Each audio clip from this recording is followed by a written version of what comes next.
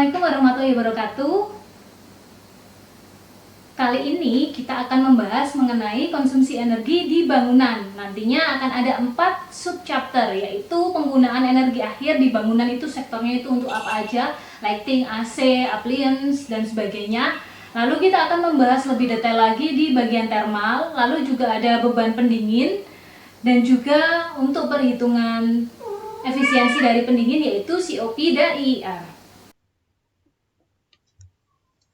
Pada pertemuan kali ini kita akan membahas mengenai konsumsi energi di bangunan. Di mana subchapternya yang pertama penggunaan akhir dari energi, lalu thermal, beban pendingin, dan efisiensi pendingin yaitu COP dan IER. Ini adalah beberapa tipe dari bangunan, rumah, rumah sakit, kampus, dan juga kantor. Di mana di sini ada pie chart yang menggambarkan mengenai end use energy consumption atau penggunaan akhir dari energi.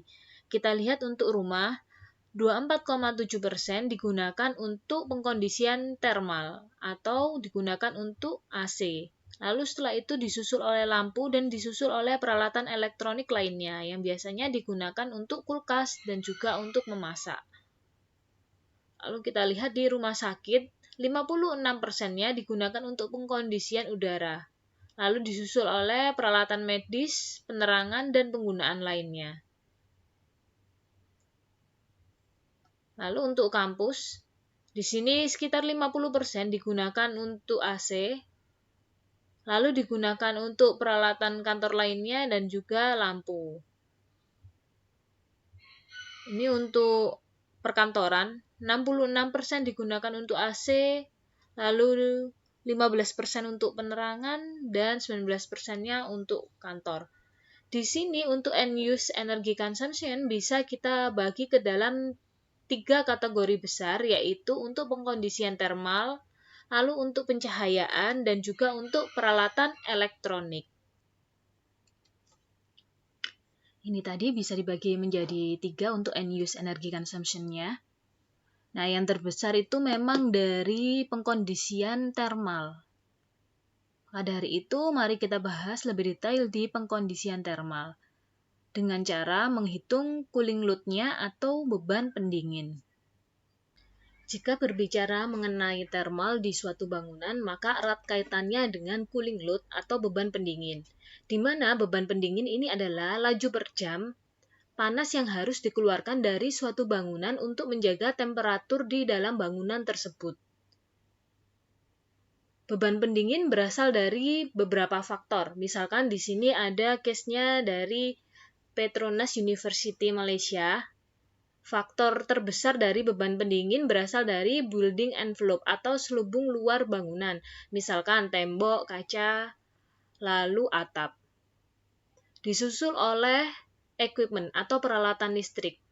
Setiap equipment seperti misalkan printer, TV, kipas angin, fotokopi, itu dia pasti mengeluarkan panas. Lalu disusul oleh lampu, disusul oleh panas dari manusia, dan disusul oleh infiltrasi. Di mana di sini beban pendingin itu dia dikalkulasi berdasarkan worst case scenario. Dianggap semua equipment dan juga lampu itu beroperasi. Dan di sini dihuni oleh orang dengan kapasitas yang maksimum di ruangan tersebut. Dan untuk kondisi outdoor-nya atau kondisi cuacanya itu diasumsikan yang terpanas sepanjang tahun. Jadi misalkan di Gresik paling panas itu berapa derajat? 38 derajat Celcius misalkan. Ya udah menggunakan data itu. Berikut ini adalah 5 faktor yang berpengaruh pada cooling load atau beban pendingin. Yang pertama itu adalah building envelope atau selubung bangunan yang terdiri dari atap, dinding, dan juga kaca. Selanjutnya yaitu dipengaruhi oleh infiltrasi, misalkan sela-sela pada jendela, sela-sela pada pintu, Itu menyebabkan infiltrasi, di mana udara dari luar bisa masuk ke dalam. Lalu dipengaruhi oleh panas dari orang atau dari penghuni. Setelah itu dipengaruhi oleh equipment, peralatan listrik, misalkan printer, fotokopi, dan sebagainya. Dan dipengaruhi oleh lighting atau lampu. Ini adalah 5 faktor besar yang berpengaruh pada cooling load. Pada building envelope di sini cooling load-nya itu berasal dari atap dan juga dinding. Di sini untuk persamaan atap dan juga dinding ini sama karena keduanya menerima panas secara konduktif. Nah, di sini key dari R ataupun wall, roof ataupun wall, atap ataupun dinding itu adalah UA dikalikan dengan CLTD.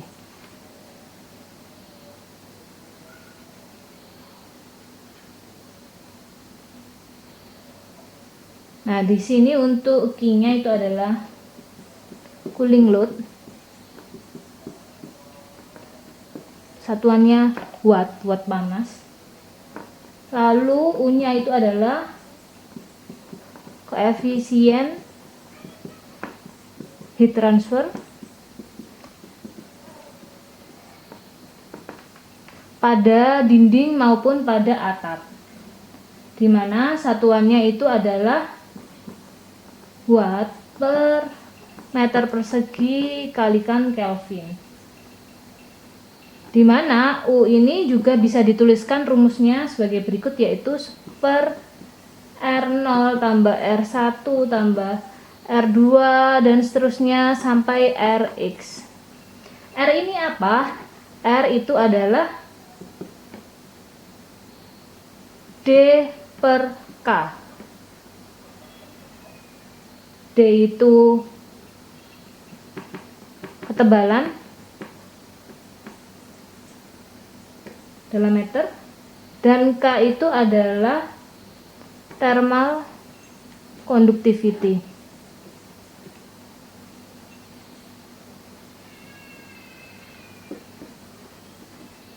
Ya, watt per meter dikalikan dengan Kelvin.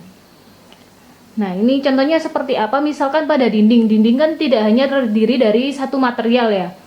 Misalkan di situ ada batanya, lalu di sini ada pelapisnya yang semen putih, lalu ada catnya. Nah, di sini kan dia berarti kan materialnya beda-beda ya. Tiap material dia punya nilai R.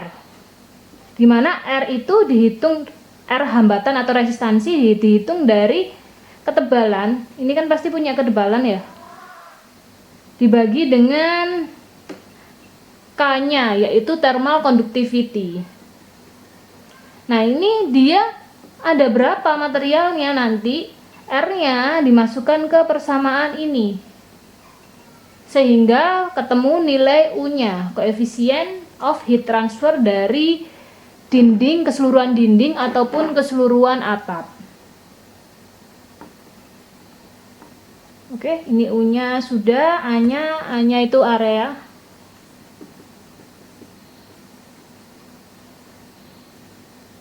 Lalu CLTD itu adalah cooling load temperature difference.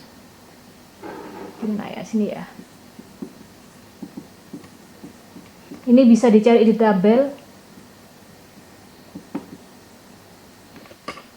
Cooling load temperature dalam Kelvin. Ini bisa dicari di tabel atau perhitungan langsung. Kalau pengukuran langsung diukur perbedaan temperatur di dalam ruangan dan juga di luar ruangan pada material tersebut. Oke, tadi kita sudah punya cooling load secara konduktif dari atap dan juga dinding. Sekarang building envelope yang dari kaca. Untuk cooling load dari kaca itu dibagi dua. Ada yang dia secara konduktif, maupun ada yang dia secara radiatif atau berasal dari transmisi cahaya matahari yang masuk melalui kaca ini. Nah, kalau yang konduktif itu sama rumusnya. Ini, Q sama dengan UA dikalikan dengan CLTD, di mana Q-nya ini adalah punyanya kaca konduktif, gelas konduktif. Lalu untuk Q dari radiasi matahari, saya tulis GS, gelas solar matahari. A dikalikan dengan SF dikalikan dengan SHGC. Saya beri keterangannya, QGC cooling load gelas konduktif.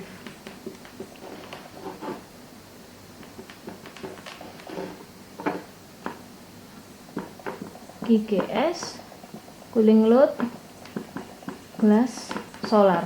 Satuannya sama, watt thermal ya. A-nya ini sudah tahu kan, area.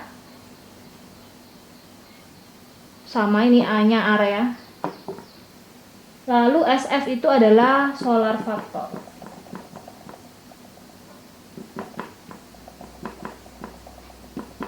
Watt per meter persegi. Untuk SHGC itu adalah solar heat gain coefficient.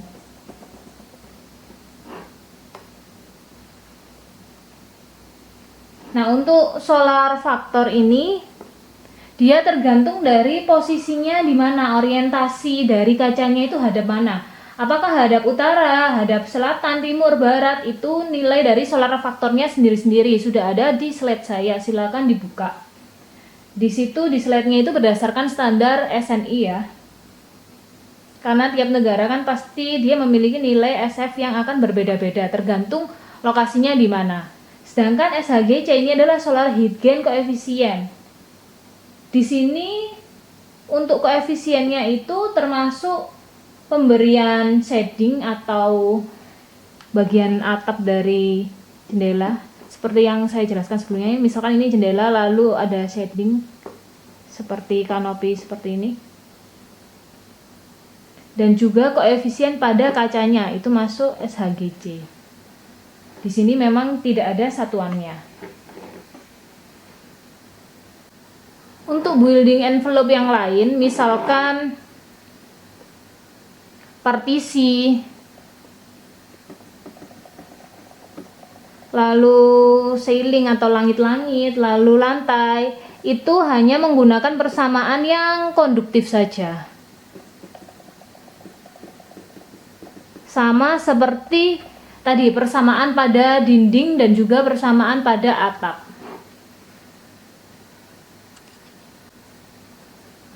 Beban pendingin selanjutnya yaitu infiltration air, di mana di sini untuk cooling load-nya adalah 1,2 dikalikan Q kecil dikalikan dengan delta temperatur. Nah, delta T ini adalah perbedaan temperatur indoor dan juga outdoor dalam Kelvin. Sedangkan Q bisa dihitung dari ACH kali volume dari ruangannya dikali 1000 per 3600, dimana satuan dari Q ini nanti adalah watt per Kelvin. Untuk ACH itu sendiri adalah air exchange rate, dimana asumsinya adalah 3,4 meter per second untuk temperatur 24 derajat Celcius. Oke, ini sudah tahu, ini volume ruangan sudah tahu, akhirnya bisa diketahui kecil dan bisa dimasukkan ke persamaannya. Untuk cooling load dari lampu, persamaannya yaitu cooling load W watt pada lampunya dikalikan dengan FSA dikalikan dengan CLF. W ini adalah power dari lampunya ya. FSA itu adalah special balas allowance, atau di sini adalah efisiensi dari lampu. CLF itu adalah cooling load factor. Di sini cooling load factor bisa dilihat dari tabel ataupun bisa dihitung secara manual. Misalkan di situ ruangannya dihuninya berapa jam.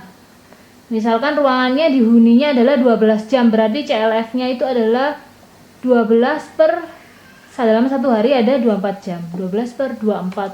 Atau misalkan dihuninya 8 jam ya, berarti 8 per 24. Untuk persamaan cooling load pada peralatan listrik itu hampir sama seperti pada lampu. Hanya ini FSA-nya diganti dengan efisiensi dari peralatan elektronik itu sendiri.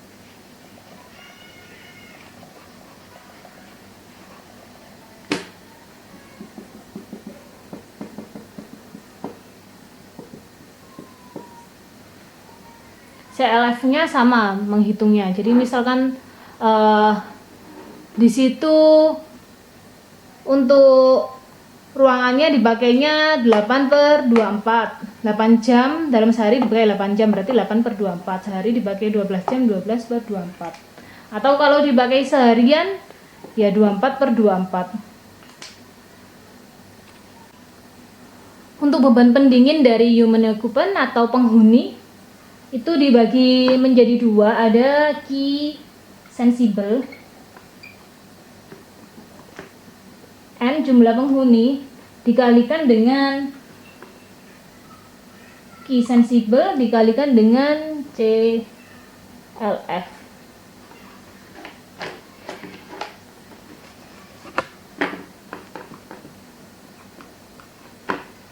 Nah, seperti yang pernah kalian pelajari sebelumnya bahwa di sini panas dari manusia itu kan ada sensibel dan juga laten. Kalau sensibel itu adalah panas yang digunakan untuk menaikkan temperatur di tubuh manusia. QS ini untuk Q sensibelnya bisa dicari di tabel di bagian QS sama. Lalu ada Q laten. Jika Q laten itu adalah panas yang digunakan untuk merubah zat pada manusia. Misalkan keringat ya, awalnya cair lalu dia menjadi gas atau menjadi uap, itu menggunakan kalor laten, di mana persamaannya adalah jumlah dari penghuninya berapa dikalikan dengan Q latennya. Untuk perhitungan CLF-nya sama seperti yang tadi. Cooling load faktornya adalah jam penggunaan di ruangan tersebut. Jadi bisa disimpulkan di sini jika ingin menghitung cooling load total atau beban pendingin total itu tadi ada apa aja? Ada beban pendingin dari atap, lalu ada beban pendingin dari dinding, ada beban pendingin dari lantai, ada beban pendingin dari partisi, lalu ada beban pendingin dari kaca yang konduktif, lalu ada beban pendingin dari kaca yang dari radiasi matahari. Selain itu tadi ada beban pendingin dari infiltrasi. Setelah itu ada lagi beban pendingin dari lighting. Lalu ada lagi beban pendingin dari appliance atau peralatan listrik. Setelah itu ada lagi beban pendingin dari manusianya kan. Saya tulis apa nih? Human gini ya, sensible plus key human laten. Nah, ini semua dijumlahkan akhirnya ketemu beban pendingin total. Tujuannya apa sih untuk mencari beban pendingin ini? Tujuannya supaya bisa mencari kapasitas AC yang pas. Jadi di sini adalah panas yang harus dikeluarkan dari ruangan tersebut.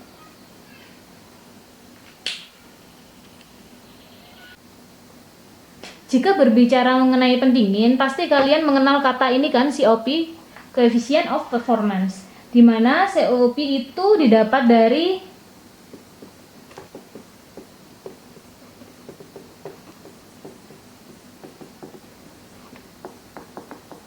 efek pendinginan dibagi dengan net energy supply dari sumber eksternal. Atau yang atas itu adalah Q, yang bawah itu adalah W. Bedanya Q di sini sama Q cooling load yang tadi apa? Cooling load total yang tadi, yang kita bahas sebelumnya, yang ada macam-macam. Bedanya di sini cooling load di COP ini adalah panas yang mampu dikeluarkan oleh suatu pendingin. Sedangkan di sini adalah beban pendingin sebenarnya itu sebesar QCL atau Q dari cooling load yang kita hitung semua yang tadi. Harusnya ini tuh sesuai, atau bisa jadi lebih besar yang ini, Q dari punyanya pendingin. Karena jika di sini QCL itu lebih besar, maka AC tidak mampu mengeluarkan semua panas dari ruangan. Jadi di sini harusnya Q punyanya AC itu harus lebih besar atau sama dengan QCL. Tapi ya jangan terlalu besar juga, akhirnya nggak efisien kan. Jadi yang pas-pas saja. Tapi kalau kurang, maka dia tidak bisa mengeluarkan panas dari ruangan jika Q di sini kurang. Nah, kalau berbicara mengenai COP, ada juga yang dinamakan dengan EER atau Energy Efficiency Ratio, di mana di sini EER itu bisa dihitung dari COP dikalikan dengan 0,2931. Sekarang kalian sudah bisa menghitung beban pendingin. Simulasinya adalah hitunglah beban pendingin di salah satu ruangan di rumah kalian, boleh kamar tidur ataupun boleh ruang tamu.